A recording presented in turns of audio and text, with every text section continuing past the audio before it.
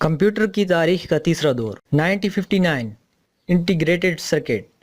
جب سلیکون کی فلیٹ سطح پر فوٹو لیتھیوگرافی کا اصول اپلائی کرتے ہوئے پی اور این ریجنز کو بنانے والی امپیورٹیز کو متعارف کرانے کے لیے سالٹ سٹیٹ ڈیفیوژن کا طریقہ کار ڈیولپ کیا تو انجینئرز کو پتہ چلا کہ وہ بہت سارے ٹرانزسٹرز کا استعمال کر کے تمام سرکٹ بنائے جا سکتے تھے جو سلیکون کی سنگل چپ پر ہوتے تھے. یہ آئیسیز انٹیگریٹڈ سرکٹ کی بنیاد تھی. 1964 انٹیگریٹڈ کمپیوٹر.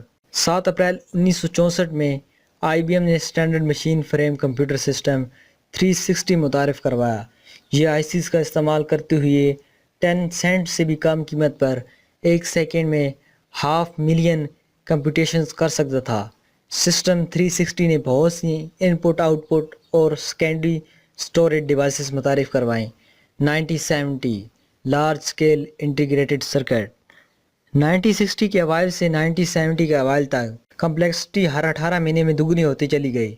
1970 میں سلیکون کی سنگل چپ پر 15,000 سے زیادہ ٹرانزسٹر لگائے جا سکتے تھے جس کی وجہ سے ہینڈ ہیلڈ کیلکولیٹر ممکن ہوا. آئی ہوپ دوستو کمپیوٹر کی تیسری دور کے اندر آپ کی انفارمیشن میں بہت زیادہ اضافہ ہوا ہوگا. اسی طرح اگر آپ نے کمپیوٹر کا دوسرا دور اور پہلا دور نہیں دیکھا تو جلدی سے دیکھ لیجیے ہماری ویڈیوز کے اندر جا کے اور ہمارے چینل کو سبسکرائب کر لیے تاکہ نئے آنے والے لیٹسٹ ویڈیوز آپ کو ملتی رہیں. بیل آئیکن پر کلک کریں تاکہ آپ کو نئی ویڈیو کا نوٹیفیکیشن ملے. دعا میں یاد رکھیے گا. تب تک کے لیے اللہ حافظ.